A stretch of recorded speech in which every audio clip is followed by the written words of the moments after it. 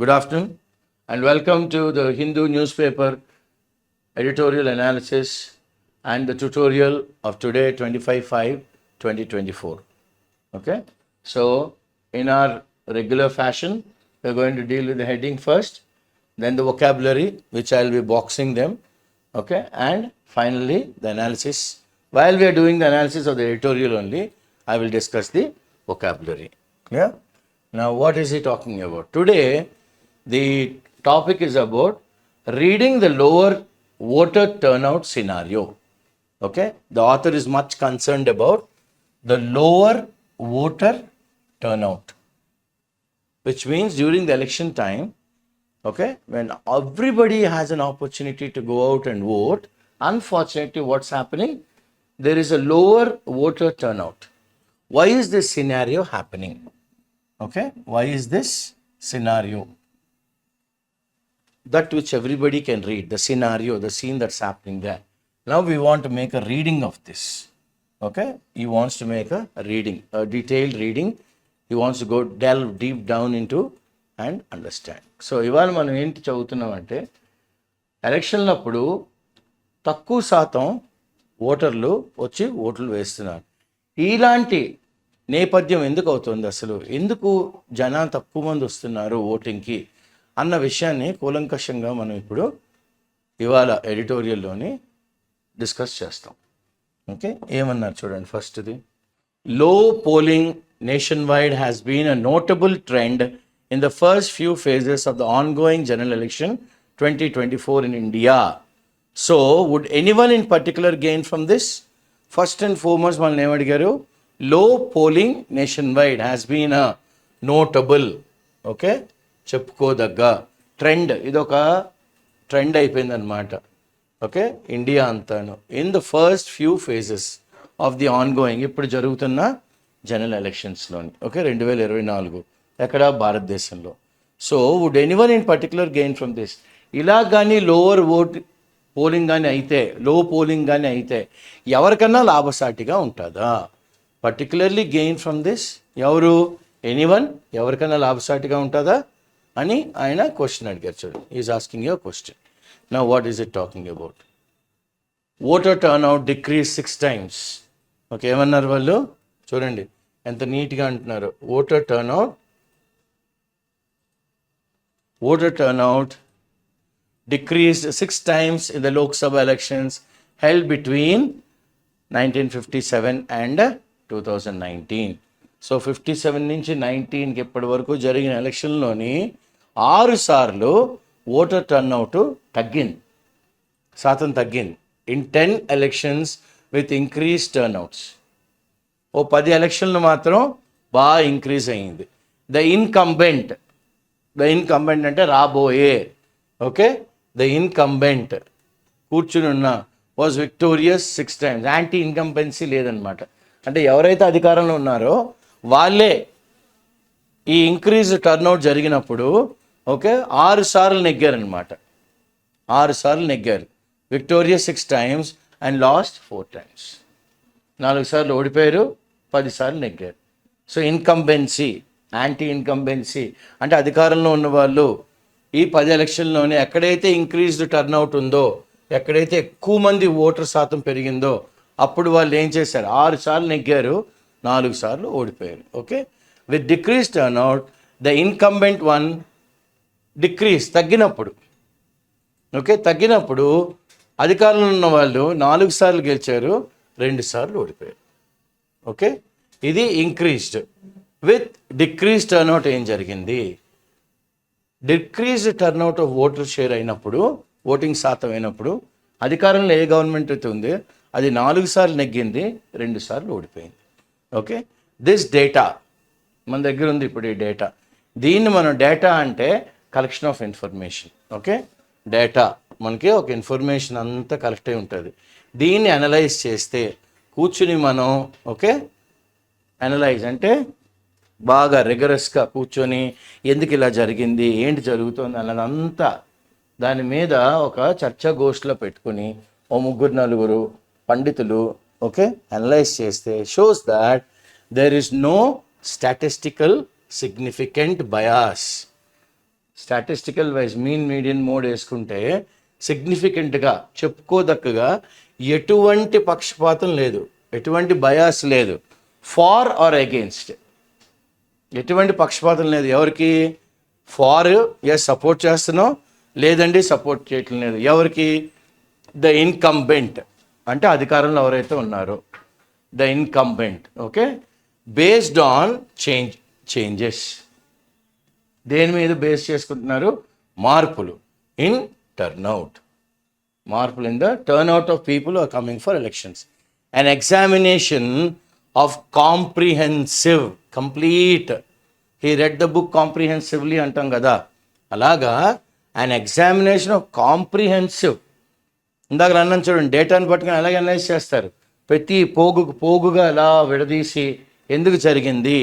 ఆ examination of comprehensive voter turnout data however must unavoidably be multi dimensional. Okay, తప్పనిసరిగా తప్పకుండా అన్అవాయిడబ్లీ ఏ ఏరియాని వదిలేయకూడదు, అన్ని ఏరియాలోంచి చదవాలి, మల్టీ డైమెన్షనల్గా చదవాలి. ఏం చదవాలి? ఓటర్ టర్న్అవుట్ డేటాను పట్టుకొని ఎగ్జామినింగ్ చేయాలన్నమాట, కాంప్రిహెన్సివ్గా చదవాలి.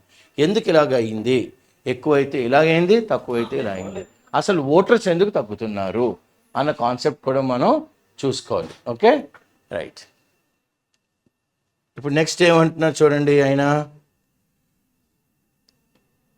ఇట్ ఈస్ కన్వెన్షనల్ విజ్డమ్ అంటే ఆర్థడాక్స్, రెగ్యులర్, కన్వెన్షనల్ విజ్డమ్. మామూలుగా తెలివితేటలోనే ఎవరికన్నా కన్వెన్షనల్గా ఆలోచిస్తే, ఓకే, ఆర్థడాక్స్గా మనం ఆలోచిస్తే కన్వెన్షనల్ విజ్డమ్ ఏంటంటే, okay, that in Indian elections, మన కంట్రీలో elections higher voter turnout is bad. ఎక్కువ మంది కానీ శాతం ఓటర్ టర్న్అవుట్ అయితే ఎలక్షన్లు కానీ వేస్తే అది ఏమవుతుంది? It is bad. ఎవరికి? For the incumbents. అంటే ఎవరైతే అధికారంలో కూర్చున్నారో వాళ్ళకి ఇది it is turning out to be bad. ఇలాగ అయినప్పటికి కూడాను nonetheless a wave election was noted. అంటే ఒక సునామీ లాగా ఒక మనిషి కోసం వచ్చి ఓట్లు వేశారు అంటాం కదా. ఎ wave election was noted in 2014, 2019. అంటే ఓటర్ శాతం బాగా పెరిగింది. దిస్ టైమ్ అరౌండ్ ఈసారి మాత్రం, okay, would the incumbent have any disadvantage? అంటే అధికారంలో ఎవరైతే కూర్చున్నారో వాళ్ళకి ఎటువంటి నష్టమైనా జరుగుతుందా? If there was no wave like then. Okay, like then. ఇప్పుడు అవుతున్న ఈ వేవ్ అంటాం కదా, ఒక పర్సనాలిటీని చూసో, ఒక పార్టీని చూసో, ఓ మేనిఫెస్టోని చూసో పీపుల్ ఎక్కువ మంది టర్న్అవుట్ అవ్వడం వలన would the incumbent have any disadvantage? ఎటువంటి నష్టమైన వాళ్ళకి ఉంటుందా? If there was no wave like then. అప్పట్లో ఇలాంటి వేవ్ లేకపోయిందంటే. ఓకే, ఏమంటారు next? The belief in America. So మనకి వెంటనే ఒక అగ్రరాజ్యంతో మనం కంపేర్ చేసుకుంటాం. అగ్రరాజ్యం ఏంటి? Belief in America. ఓకే, ఆ బిలీఫ్ ఇన్ అమెరికా ఏంటంటే కన్వెన్షనల్ పొలిటికల్ విజ్డమ్. అంటే ఆర్థడాక్స్ పొలిటికల్ విజ్డమ్ ఏమంటుంది అంటే, మామూలుగా ఆర్థడాక్స్గా ఆలోచిస్తుంటే ఏమంటున్నారంటే, conventional political wisdom does exist, ఉంటుంది, డస్ ఎగ్జిస్ట్. ఎక్కడ? చాలా కంట్రీస్లో ఉంటుంది. ఫర్ ఇన్స్టెన్స్ ఒక ఎగ్జాంపుల్ చెప్పాలంటే, ఏ డీప్లీ ఎంబెడెడ్ అంటే లోపల ఎంబెడెడ్, లోపల ఉండిపోయింది అనమాట. Deeply embedded belief in American political culture. అమెరికాలోని రాజకీయ వాతావరణం ఎలా ఉంటుంది అంటే, is that increased voter turnout systematically benefits Democrats. ఒకవేళ కానీ ఓటర్ టర్న్అవుట్ ఎక్కువైతే అది ఎవరికి? డెమోక్రాట్స్కి చాలా మేలు కలుగుతుంది. Systematically benefit the Democrats. Many claim that in the 2016 elections, మొన్న 2016లో Donald Trump's victory may have been reversed అయి ఉండొచ్చు. Had voter turnout been a little higher.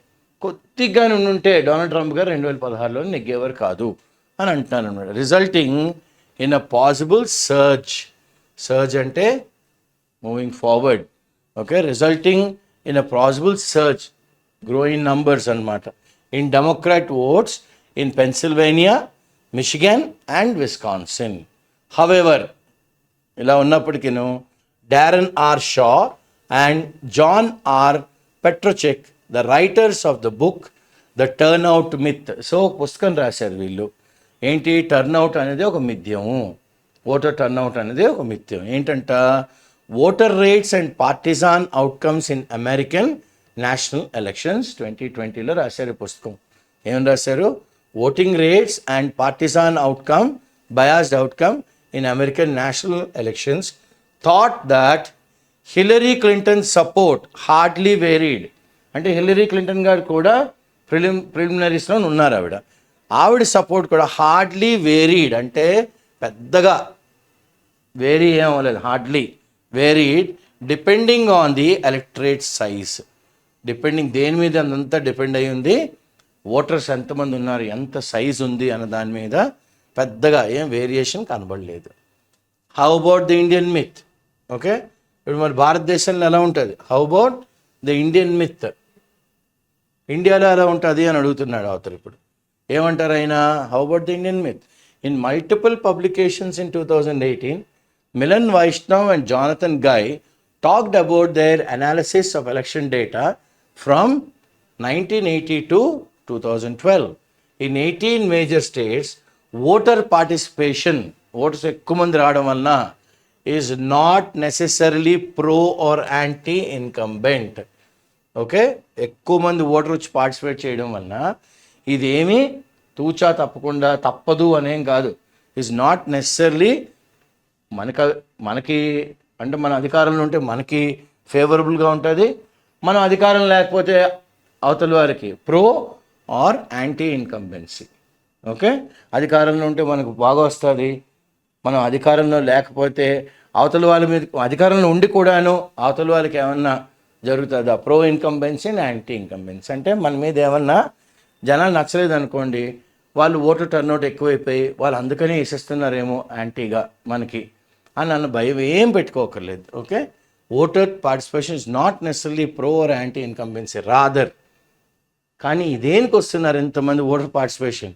The relationship between there are two variables, okay, is likely shaped by specific contest at a hand. అసలు దేని గురించి contest చేస్తున్నాము, ఈ జనాలందరూ ఎందుకు ఆలోచిస్తున్నారు? Their relationship between the two variables is, ఇది pro and anti, is likely shaped by specific contest at hand. అంటే మనకి ఒకవేళ ఈసారి 80% పోలింగ్ అయింది, ఇది మనం అధికారంలో ఉన్నాం, మనకు ఫర్గా ఉంటుందా? ఎక్కువ మంది లాస్ట్ టైం ఎంత అయింది, 65 అయిందండి, అందుకని మనం నెగ్గాం.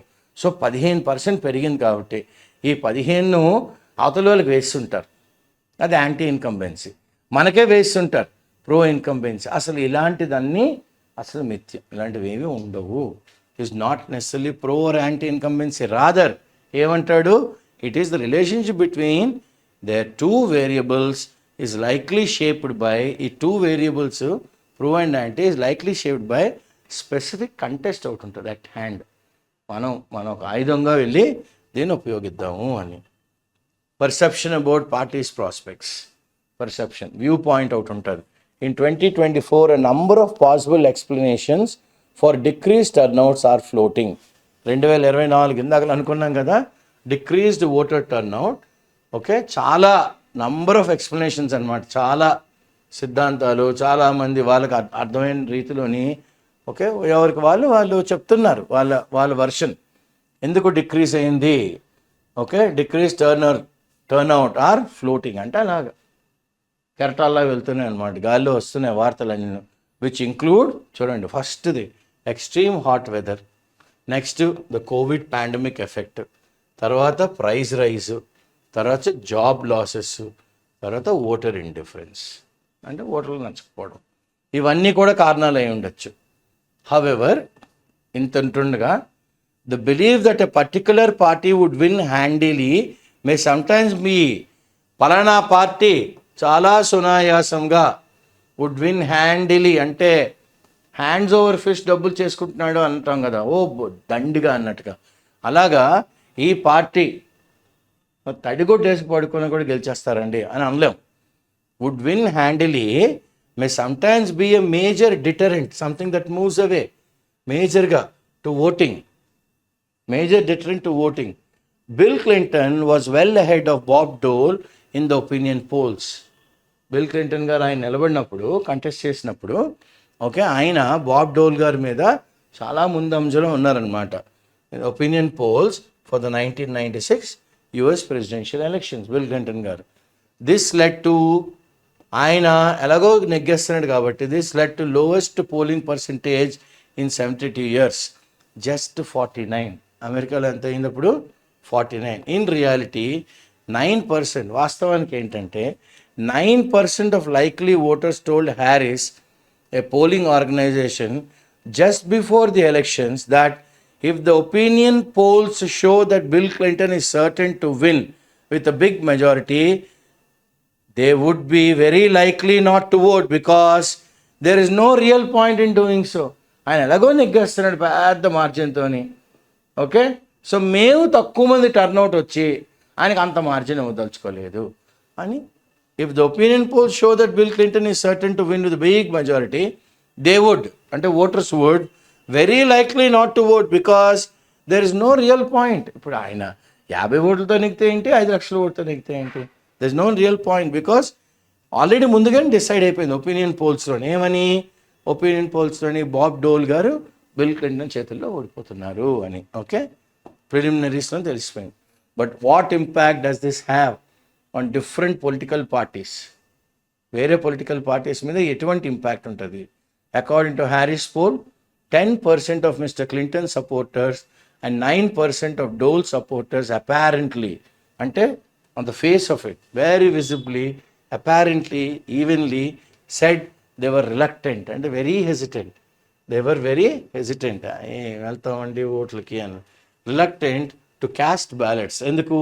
Due to Mr Clinton's perceived big victory. ముందుగానే బిల్ క్లింటన్ గారు perceived, we came to a conclusion already that is going to win how very big victory.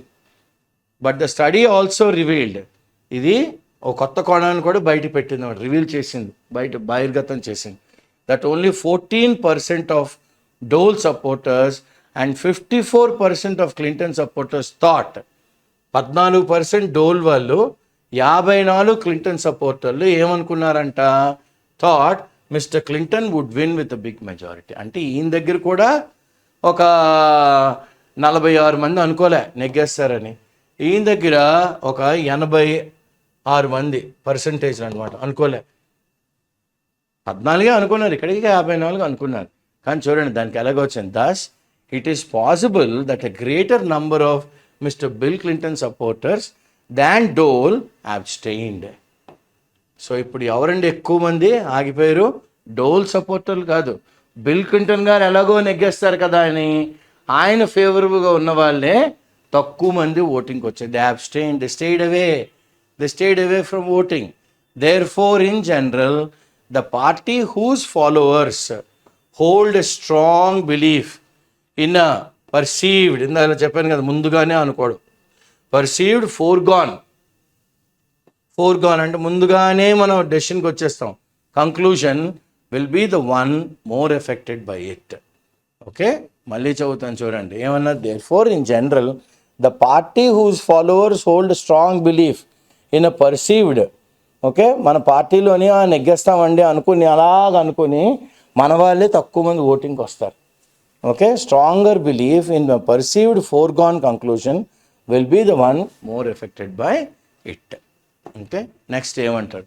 The traditional support base, అంటే ఏ పార్టీకైనా మినిమం ఎంత పర్సంటేజ్ సపోర్టర్స్ అని ఉంటారు, అది పార్టీకి ఉండే బలం అన్నమాట. ఓకే, దాన్ని కాడర్ అంటాం. ఓకే, మామూలు భాషలో క్యాడర్ అంటూ ఉంటారు. The party cadre will always be there. The traditional support base for each party differs across, అంటే ఒక్కొక్క పార్టీకి ఒక బేస్ ఉంటుంది, అది ఎంత శాతం చెప్పలేదు, differs across various socio economic strata especially in a diverse society. చాలా డైవర్స్ ఇండియా. ఓకే, డైవర్స్ సొసైటీలోని చాలా విధాలుగా డిఫర్ అవుతారు, ఒక్కొక్కరు ఒక్కొక్క దాని మీద డిఫర్ అవుతూ ఉంటారు. Differ like ours, right? Ours అంటే India. In the American context political scientist Michael D. Martinez and Jeff Gill in a 2005 paper in the Journal of Politics presented ఒక మెథడాలజీ, ఒక సిద్ధాంతం అనమాట. ఎలా ఈ పద్ధతిలో వెళ్తే, ఓకే, ఒక పద్ధతి చెప్పారు. మెథడాలజీ ఆఫ్ ఇవాల్యుయేటింగ్, లెక్క పెట్టడం. ఇవాల్యుయేట్ అంటే ఎంత ఉండొచ్చు. ఇవాల్యుయేటింగ్ ఏంటంట, ద పొటెన్షియల్ ఇంపాక్ట్ అంటే ఒకవేళ టర్న్అవుట్ కానీ ఉంటే ఎలక్షన్లోని దీనివల్ల వచ్చే ఇంపాక్ట్ ఎలా ఉంటుంది, దీనివల్ల వచ్చే దాని మీద ప్రభావం ఎలా ఉంటుంది of turnout or on election outcome using simulations. ఏం వాడారండి వీళ్ళు? సిమ్యులేషన్స్. అంటే ఎగ్జాక్ట్గా ఎలక్షన్లో ఎలాగుంటుందో అలాగే వీళ్ళు ఒక ప్రోటోటైప్ చేస్తారు. అంటే మన కార్ డ్రైవింగ్ అప్పుడు చూడండి, మనకి సిమ్యులేటెడ్ డ్రైవింగ్ అని నేర్పుతారు. నేర్పిన తర్వాత రియల్ మోడల్ అంటే రోడ్ మీద తీసుకెళ్తారు. ఈ ట్రాఫిక్ వస్తే ఎలా వెళ్ళాలి, ఈ కార్ అడ్డు వస్తే ఎలా వెళ్ళాలి, లెఫ్ట్ నుంచి ఓవర్టేక్ చేయాలి, రైట్ నుంచి ఓవర్టేక్ చేయాలి, ఓవర్టేక్ చేసినప్పుడు ఎలాగా, సిగ్నల్స్ ఎలా వేయాలి, కార్ సిగ్నల్, ఆటోగానే మనం తప్పగానే మన అదంతకు అదే వచ్చేస్తుంది, మనం ఎత్తక్కర్లేదు. ఓకే, అవన్నీ చూపెడుతుంది అనమాట సిమ్యులేషన్. అలా సేమ్ అలాగే వీళ్ళు ఏం చేశారంటే presented a methodology for evaluating the potential impacts of turnout and election outcome. ఎలాగటండి? Using simulations. ఈ simulations they based on survey data. వీళ్ళంతటి వీళ్ళు ఒక సర్వే చేశారు. అక్కడ వాళ్ళకి లభించిన ఆధారాలన్నీ పట్టుకుని దాని మీద సిమ్యులేషన్ చేస్తే ఏమొచ్చింది, by adjusting simulated turnout rates for the 5 US elections between 1960 and 2000 వాళ్ళు ఏం నోటీస్ చేశారు అంటే ప్రస్ఫుటంగా వాళ్ళకి బాగా ఏం కనబడింది. Notice that Democratic advantage from higher turnout and Republican advantage from lower turnout. Very good అండి. హయ్యర్ టర్న్అవుట్ అయితే డెమోక్రాట్స్ అడ్వాంటేజు, లోవర్ టర్న్అవుట్ అయితే రిపబ్లికన్స్కి advantage. Clear? Have consistently ebbed అంటే ద లోయెస్ట్ పాయింట్ అనమాట. కన్సిస్టెంట్గా it has been ebbing. The ebb and flow of life అంటాం కదా, the ebb. Okay, ebbed since 1960. Correlating, దీని ఒక దానికి మనం తీసుకెళ్ళి రిలేట్ చేయాలి. Correlating to the erosion of అంటే erosion, wiping away of class cleavages. అంటే రిచ్ అని పువర్ అని, ఈ రిచ్ అని పువర్ అని గ్యాప్లు, cleavage, the gaps. Okay, the erosion అంటే క్లాస్ క్లీవేజ్లు అన్నీ తుడిచిపెట్టుకుపోయాయి in the US election. In the US election చాలా మంచి వర్డ్ వాడాడు అక్కడ author, erosion of class cleavage. Okay, right. ఇప్పుడు నెక్స్ట్ ఏమంటారు, the US elections from 2000 okay to మొన్నటి వరకు 2020 వరకు were then analyzed by Spencer Guido, Thiago Monica and Brenna Armstrong in a 2003 paper published in American Political Research, expanding open Martinez and Gill's methodology, for instance, to increase turnout. దేనికంటే ఇదంతా to increase turnout by 5%. One could add అంటే మనం కొద్దిగా కలుపుకోవచ్చు. ఏంటట, the most likely voters to the electorate from those who did not vote. From those who did not vote వీళ్ళని మనం okay, the most likely voters to the electorate అంటే already the people are voting, the registered voters from those who did not vote until the turnout rate increased by 5%. Until చూడండి, expanding upon Martinez and Gill methodology for instance to increase turnout by 5%. ఏం చేయాలంట, one could add the most likely voters to the electorate అంటే registered voter base ఉంటుంది కదా దానికి, from those who did not vote ఎంతవరకు అంట వాళ్ళని add చేయొచ్చు, until the turnout rate increase by 5%. So one may calculate the extent to which this 5-point increase, okay, మనం ఇప్పుడు కూర్చుని మనం క్యాలిక్యులేట్ చేసుకోవచ్చు, లెక్కలు వేసుకోవచ్చు అనమాట. క్యాలిక్యులేట్ ది ఎక్స్టెంట్, ఎంతవరకు ఈ ఇంపాక్ట్ ఉంటుంది, ఎంతవరకు extent to which this 5-point increase and turnout benefited, లాభం పొందారు, ఆర్ హార్మ్డ్ లేదా నష్టం, ఈదర్ పార్టీ, రిపబ్లికన్ అయినా అవ్వచ్చు, డెమోక్రాట్ అయినా అవ్వచ్చు, on the predicted likelihood. On the predicted ముందుగానే చెప్తాం కదా, ఇలాగ అవ్వచ్చు, ఇలా అవ్వచ్చు, ఇలా అవ్వచ్చు అంటున్నాం కదా, అవి లైక్లీహుడ్ అవ్వచ్చు, అవుతుంది అని అన్నాం. Predicted likelihood of these new voters casting Democrat or Republican ballot. Okay, వీళ్ళకైనా వేయచ్చు, వాళ్ళకైనా వేయచ్చు. Democrat west has increased by 1.5. Okay, వాళ్ళ వెస్ట్ హ్యాస్ ఇంక్రీస్డ్ బై ఎంత 1.5 in 2010 with a 15% rise in turnout according to the estimates, but only 0.4% in 2020. డెమోక్రాట్స్కి ఇంత పెరిగింది చూడండి. కానీ 2020 కల్లా చాలా అంతకన్నా దారుణంగా టర్న్అవుట్ పడిపోయిందనమాట. ఇప్పుడు ఇన్ ఇండియా, భారతదేశంలో అయితే అలాగా. However, I could not find any comparable research in an Indian setting. Okay, మన వాళ్ళు ఎటువంటి కంపారిటివ్ స్టడీస్కి, కంపారిటబుల్ రీసెర్చ్కి దొరకలే. Okay, I could not find any comparable research in an Indian setting. ఎందుకంటే నందలెస్ దొరకపోయినప్పుడు కూడాను the distribution of habitual voters, అంటే habitual, yes vote వెళ్ళాలి, వెయ్యాలి, మన హక్కు. Habitual voters voting patterns ought to differ, must differ significantly, చాలా మనకు బాగా సిగ్నిఫికెంట్గా, అంటే చాలా ఇంపార్టెంట్గా, చాలా ప్రాముఖ్యతగా, from those of difficult to predict, non habitual voters. Habitual voters వీళ్ళకి వేస్తారండి, వీళ్ళకి వేస్తారండి అని మనం ఒక నిర్ధారణకు రావచ్చు. కానీ nonetheless the distribution of habitual voters voting pattern ought to differ అవుతుంది సిగ్నిఫికెంట్గా. ఎవరితో కంపేర్ చేస్తారంట? From those of difficult to predict non habitual. అంటే వీళ్ళు వస్తారు ఫస్ట్ టైం, ఎవరికి వస్తే ఏమోనండి చెప్పలేను సార్. వీళ్ళు అనుకోండి కరుడు కట్టారండి, వీళ్ళు ఈ పార్టీకే వేస్తారు, వీళ్ళు ఈ పార్టీకే వేస్తారు. మరి ఈ ఫస్ట్ టైం ఓటర్స్, ఈ కొత్త వాళ్ళు, ఇప్పటి వరకు ఓట్లు వేయని వాళ్ళు, వాళ్ళనేనండి మనం కాస్త మొబిలైజ్ చేయగలగాలి. మన పార్టీ గురించి చెప్పాలి, మన సిద్ధాంతాల గురించి చెప్పాలి, ఇవన్నీ అప్పుడు వాళ్ళు మన వైపు వస్తారేమో. కానీ it is difficult to predict non habitual voters. ఎందుకు? వాళ్ళు ఎటు వేస్తారో తెలియదు, వాళ్ళకి ఇదే పని మీద ఉండరు కదా. ఫర్దర్ మోర్, దీనికి ఇంకా తోడుగా the effects of a few percentage votes from non habitual voters in an Indian election will almost certainly be far more nuanced than in two-party system. Okay, certainly will be far more nuanced, ante subtle variations undachu, nuanced than in a two-party system such as the US model lo. Malli chevutanu chudandi. Furthermore, దీనికి ఇంకొద్దిగా add చేస్తే the effects of a few percentage votes, కొద్దిగా percentage of votes from non habitual voters. Okay, వీళ్ళు ఎవరు difficult to predict అనమాట. వీళ్ళు కొద్దిగా percentage votes from non habitual voters in an Indian election will almost certainly be far more nuanced, subtle various that in two party system. వీళ్ళకి వేయచ్చు, వాళ్ళకి వేయచ్చు అని అనొచ్చు, కానీ నిర్ధారించి చెప్పలేకపోతాం. ఎడిషనల్లీ దీనికి మళ్ళీ ఇంకా add the effects would vary across states. Okay, రాష్ట్రానికి ఈ ఎఫెక్ట్స్ వేరేగా ఉండొచ్చు.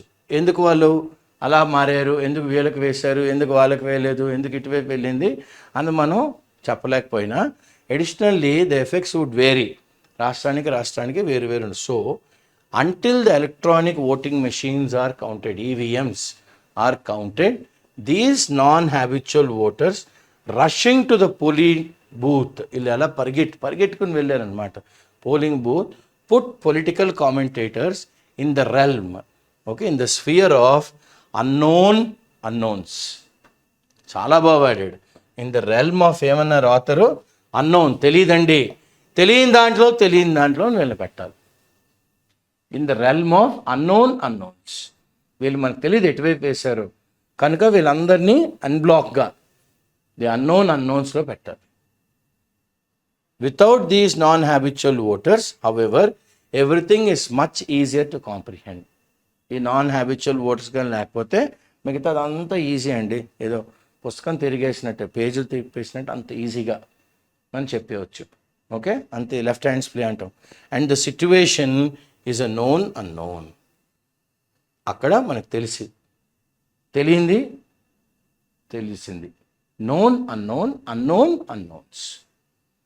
ఓకే, అన్నోన్ తెలియంది, చాలామంది మనుషులు ఉన్నారు, అన్నోన్స్ ఉన్నారు. తెలిసింది నోన్ అన్నోన్, వీడు మనకు వేయలేదు, వీడు మనకు వేసాడు, వీడు మనకు వేయలేదు. నోన్ అన్నోన్స్, అన్నోన్ అన్నోన్స్, ఏమో ఎటు వెళ్ళిందో. Okay, this is the entire article. So today we have spoken about why the voter turnout has been low, why it has been high in few elections, why the percentage is varying, what are the reasons that are there. ఇన్ని మనం ఇవాళ చదివే అవకాశం ఇవాళ మనకి Hindu editorial ఇచ్చింది. ఈ tutorial మీకు అందరికీ ఎంతో తోడ్పడుతుంది అన్న సదుద్దేశంతో ఐఏసీ ఉభయ రాష్ట్రాల్లోని ఉన్న స్టూడెంట్స్ ఎవరైతే పరీక్షార్థులు ఉన్నారో వాళ్ళకి ఎంతో తోడ్పడుతుంది ఈ క్లాసెస్ అని మేము ఆ సదుద్దేశంతో ఈ క్లాసులు చేస్తున్నాం. సో మీరు లాగిన్ అవ్వండి, ఫాలో అవ్వండి. ఎనీ డౌట్స్ ఉంటే కమెంట్ సెక్షన్లో మాకు పెట్టండి. We are there to help students of IACE, or if you are not a student of IACE also, we are ready to help you through our online classes. Thank you. Happy weekend.